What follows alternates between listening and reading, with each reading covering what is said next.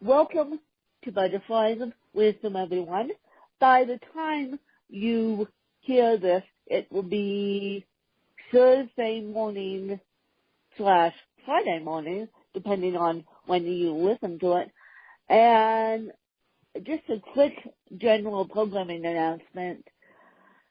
Okay, for those of you who haven't been watching the news and don't know what's going on in Houston, Houston's going through a deluge of rain right now, like there's no small flooding 1,000 miles a minute.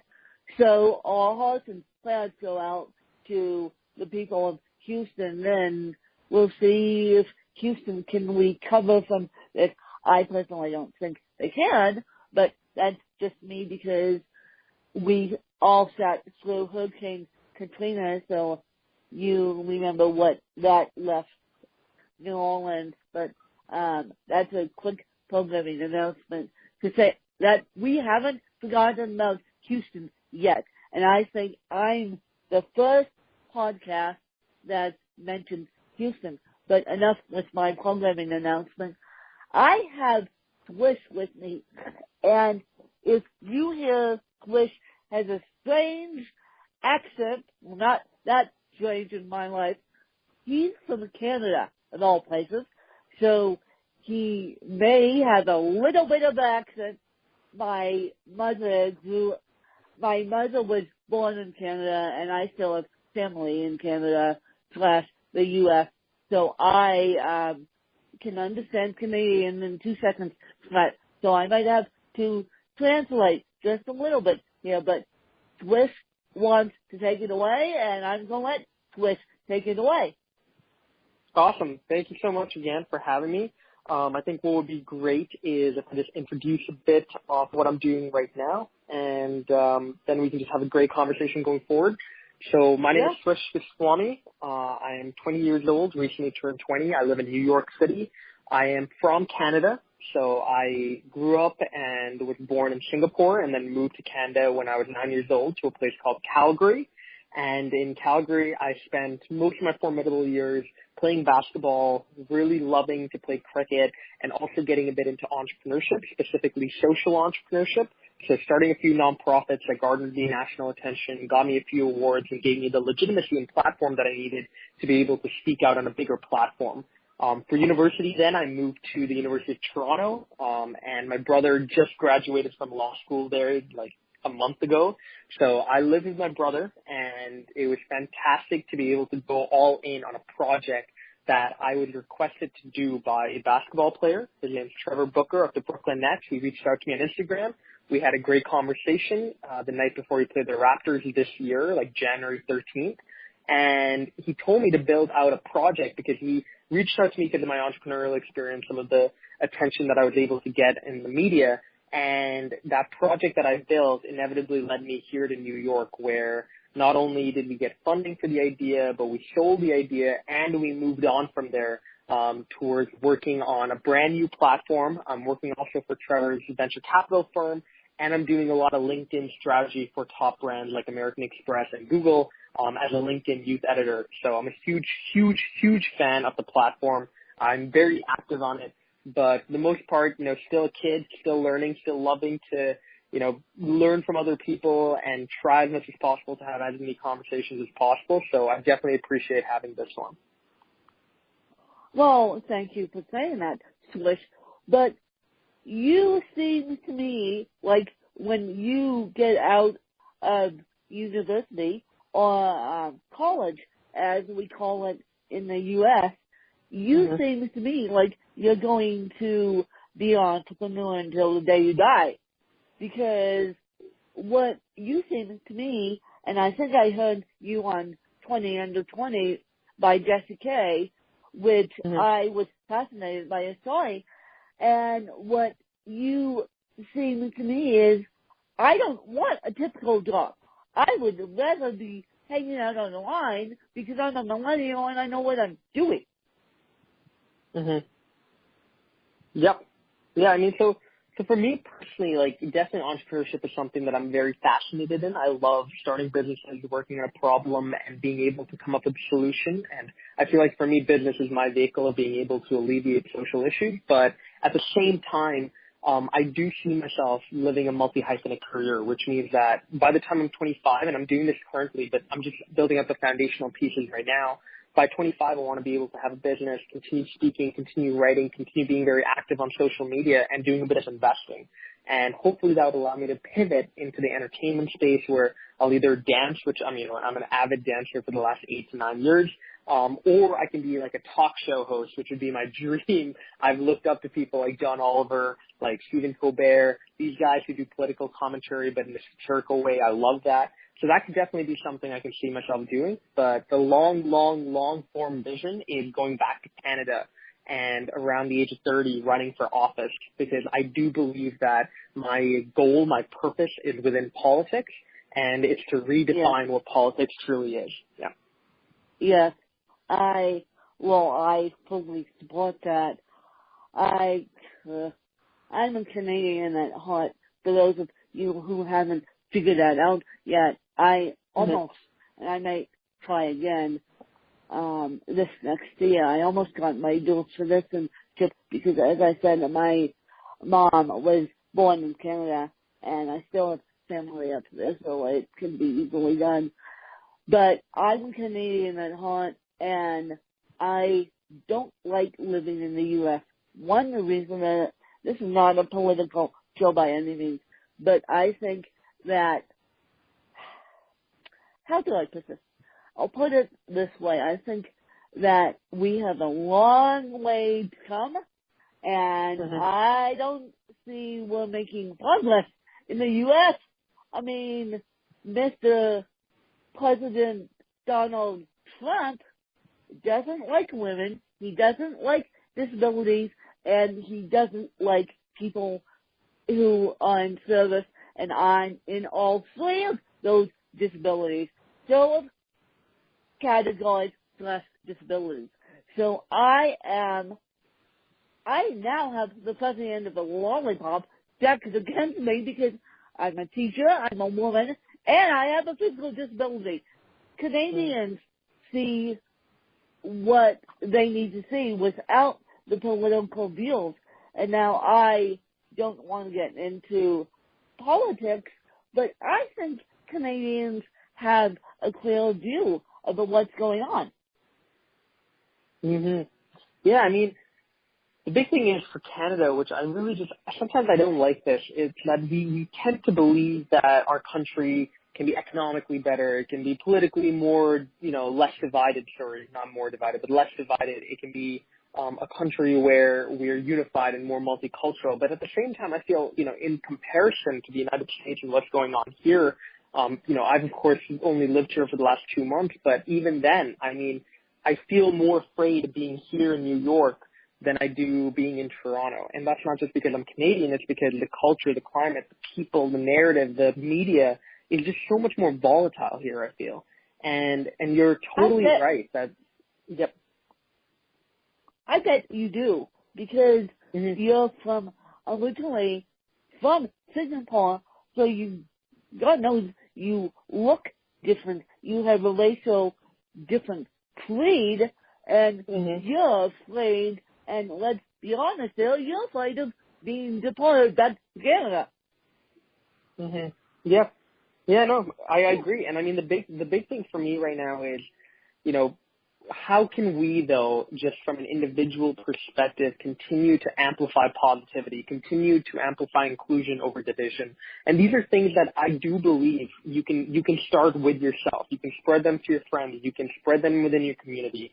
And sure, even if at the top of the ladder, at the top of the country, there's a person that is misogynistic, that is sexist, that is racist, that is not inclusive, and is a person trying to tear the country apart, I still feel that the will of Americans, the true will of the average American, is peaceful, innocent, and beautiful. And I do believe that if you're able to spark that within people, motivate them to do things, within the community especially, it can go a long, long way.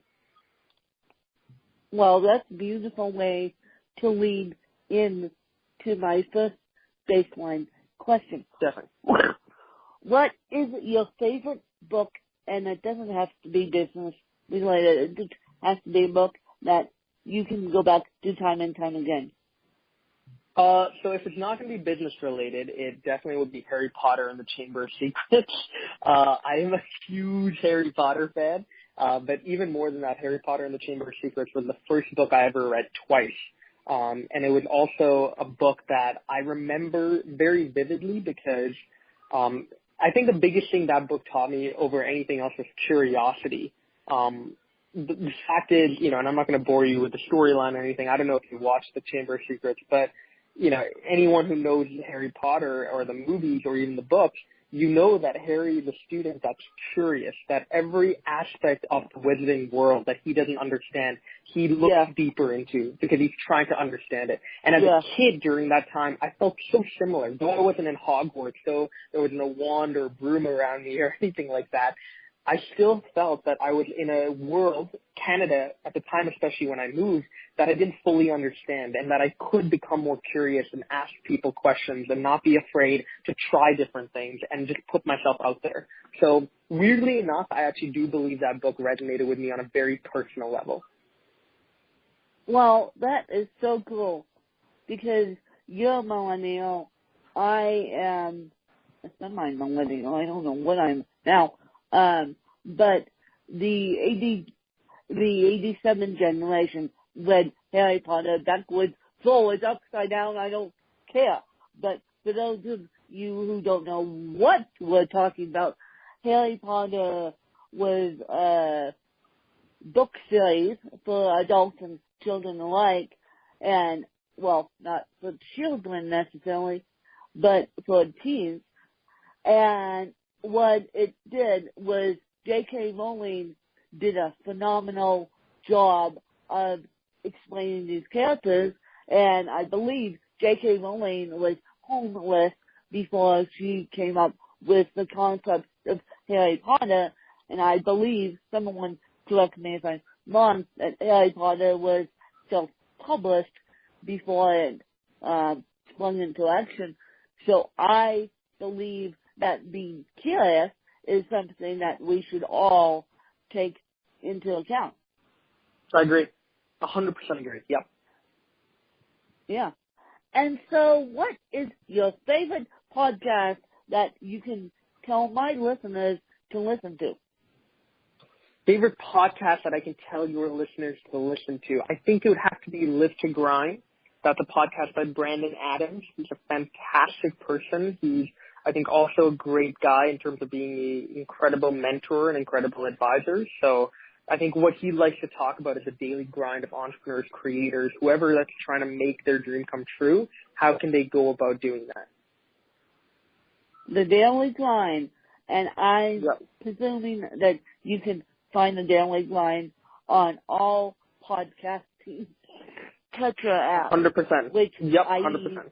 Overcast, iTunes, and yes, you can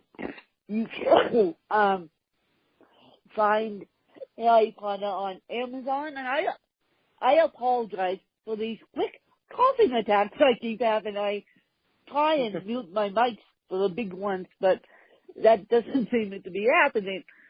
And so, if you had to be educated by anyone, Swish, who would it be and why, and what would you ask them? I think it would have to be Elon Musk. He's definitely an idol, just like he is for so many millions of young people like myself.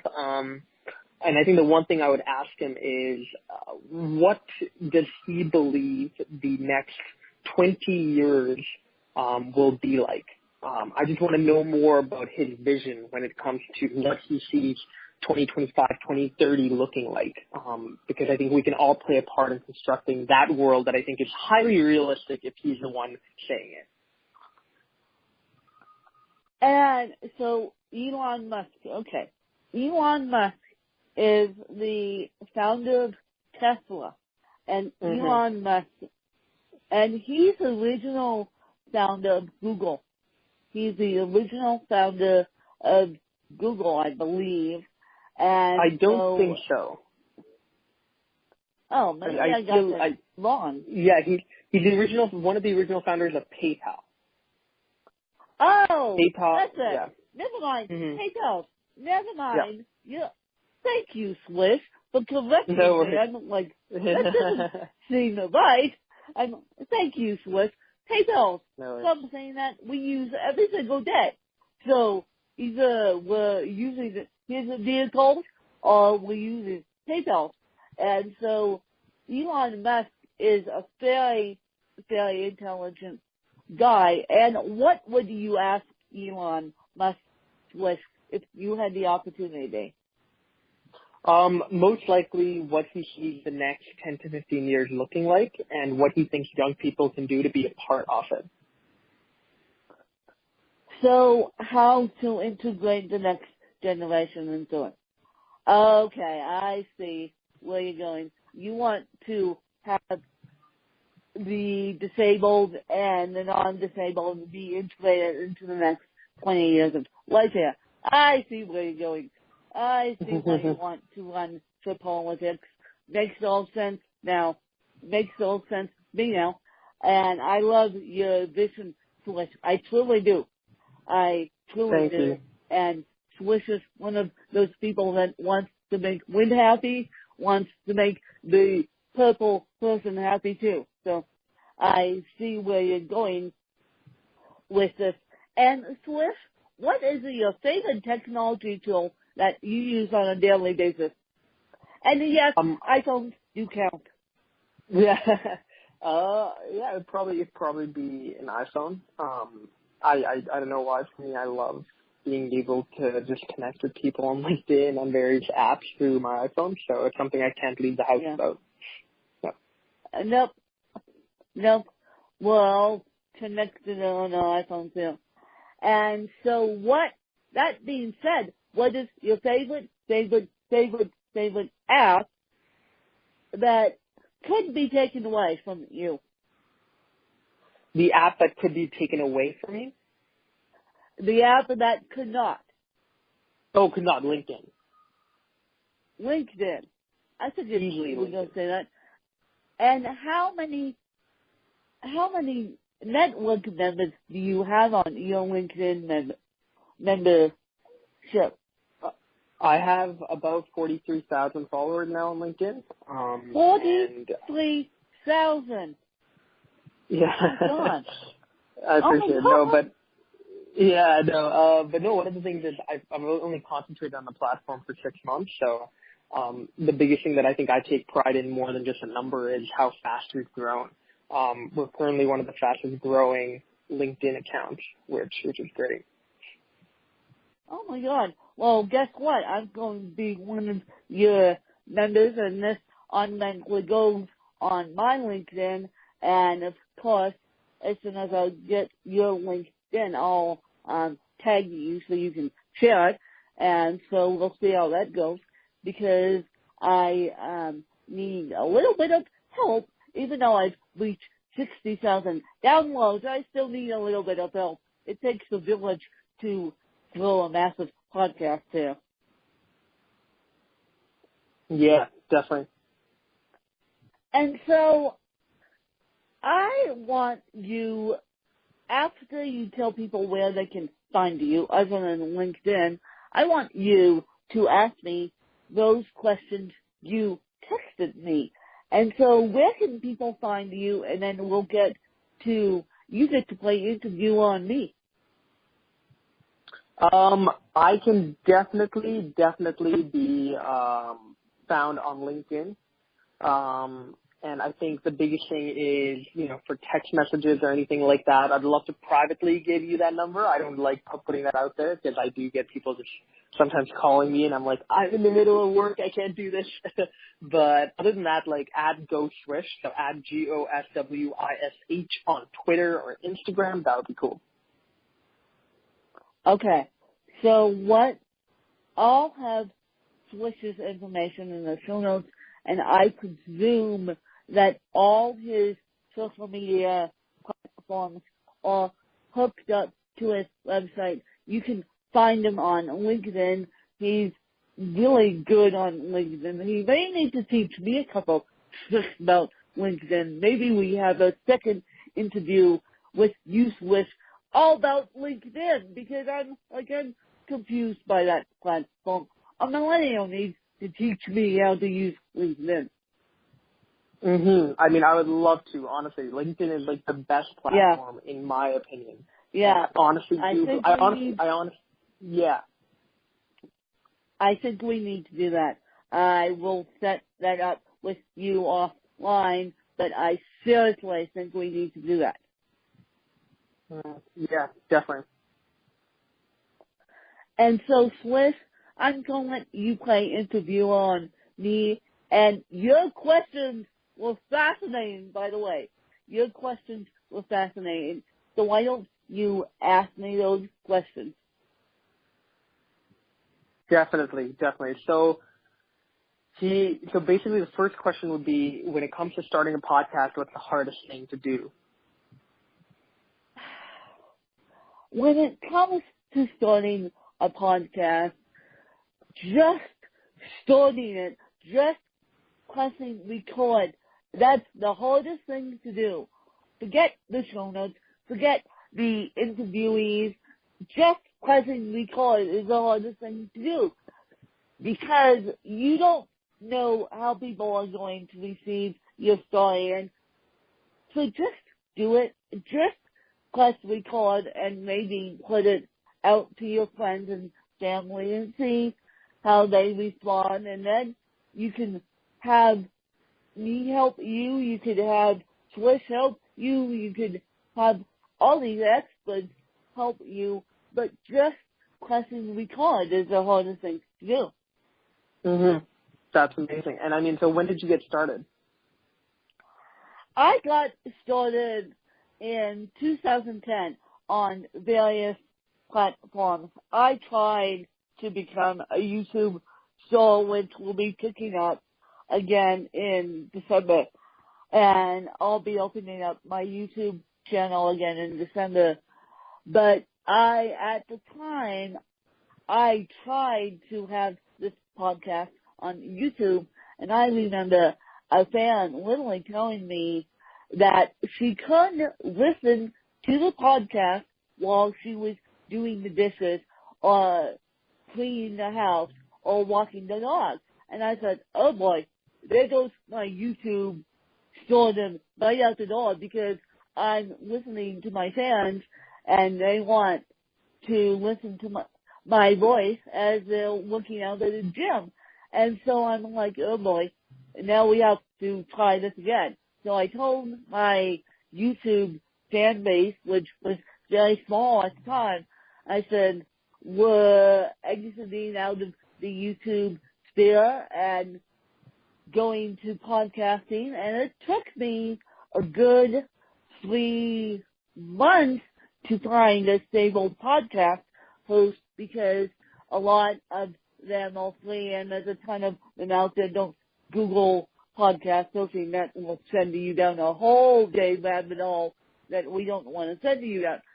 So finally I bit the bullet on a podcast host called Lybsyn, Lybsyn, and they have been the greatest podcast host ever, and I love them dearly. They have best community support ever, and so it took me a couple tries to get this podcast perfected it the way I want it, but we're still trying to perfect it, but we're slowly but surely getting to the top. Yeah, that's awesome. And last question then would be, when it comes to your favorite guest, I mean, other than me, of course, but, who do you think was your favorite guest? Oh, God. I have had so many favorite guests. It's funny because I had 2 back-to-back different interviews talking about indie creative stuff. Irina yesterday, and then I had Sean, who just blew knowledge bombs out of the water about YouTube and and inspired me to go back on YouTube. And so Sean has been one of my favorite guests, and that was only yesterday. And you guys will hear that raw interview. I'm sorry it's not edited, but my editor's a teacher and his full-time job. That's how we do it. I hire teachers as a teacher, so he's a little bit busy right now. So I put that out as raw audio, and I hope you guys enjoy it. And Swish, you will be one of my top favorite guests, just because I appreciate that. got so many knowledge bombs. Geez, at age 20, geez, if I was doing, if I could get life out at age 20, I would be farther in my journalism career than I am. No, I mean, I'm just blessed to be around the right people, like you, like so many people, and I think the biggest thing is just continuing to stay hungry, humble, and just gracious for what's around me. So I'm super thankful to people like you who are making a positive impact in their community, are reaching out, are willing to sit down with people like me and allow me to share my story. But I'm just, super, super, super appreciative for everyone in terms of how they've been able to help me, really let me be where I am right now. Well, you're welcome, and I hope this interview brings you more of a fan base. And Swish, you're the youngest interviewee I've had on this podcast. And so where do you see yourself in the next 6 months? And then what would be your closing statement?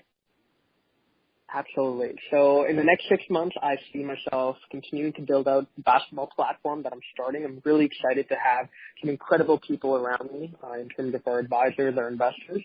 And beyond that, I'm hoping that I'll continue speaking a lot. I have a couple of things lined up within India, within Germany, and within Switzerland. So I'm looking forward to going out there and sharing my voice and my passion for entrepreneurship. And in terms of my closing statement, I would probably say just be super outgoing, try as much as possible to be able to try different things. But I think the biggest thing is to just have the audacity to be able to think that you can make even the smallest impact at whatever age to whomever and on whatever issue. And to just try to be able to do something, just start somewhere and make sure that if you're a person listening to this and you have an idea, you're not just spending the next 2 or 3 years of your life planning. You're spending most of that time doing and trying different things out and iterating and talking to people about your idea and going out and actually trying to do something as opposed to just thinking about it. Well, that's a beautiful closing statement. Just do it. And if you need help, talk to Swish, talk to I. We're really open about helping you and achieving your dreams. And Swish, I wish you the best of luck, and let's stay in contact, and let's do a second interview all about LinkedIn, you guys, so we can learn more about LinkedIn and Swish's secrets. I'm curious now. And this podcast has been sponsored by Grace by Grit. Grace by Grit is a clothing line out of California, and they're giving you 20% off when you type in code Exo Butterflies. Check out Exo Butterflies, and that information will be found in the show notes. You guys, I do my show notes, and you guys, you may notice I'm quitting my teaching job May 22nd, 2018 to publish books full time to teach more people about disabilities. And so I am going to become a full-time podcaster May 22nd, 2018. And I'm super excited to be going into the next chapter of my life that actually starts after Labor Day. I'm going back to school for my journalism degree, and I'm super excited to continue my journalism journey. You guys have got me to this point 60,000 downloads later, and so now I just need to get the professional training, and then I'll be all set to be a full-time podcaster. Right now I'm still self-taught. I've been self-taught since 2010, and now it's time for me to take the leap into the professional world of journalism. But I thank you guys for listening, and you can always find me on Twitter, Win Kelly Charles, or LinkedIn. Just type in Win Charles. I have a million profiles. Connect with me on Author Win C. That's Author W-I-N-C. And author is spelled A-U-A-T-U-O-R. Author as in the book author. And so I will also put that in the show notes so you guys can connect with me on LinkedIn, or you can tweet me and then we can figure it out. And as I said, this podcast goes automatically on that LinkedIn. So please share it with your networks, and we will connect with you guys later. And have a great day, you guys. Thanks. Perfect. That was lovely.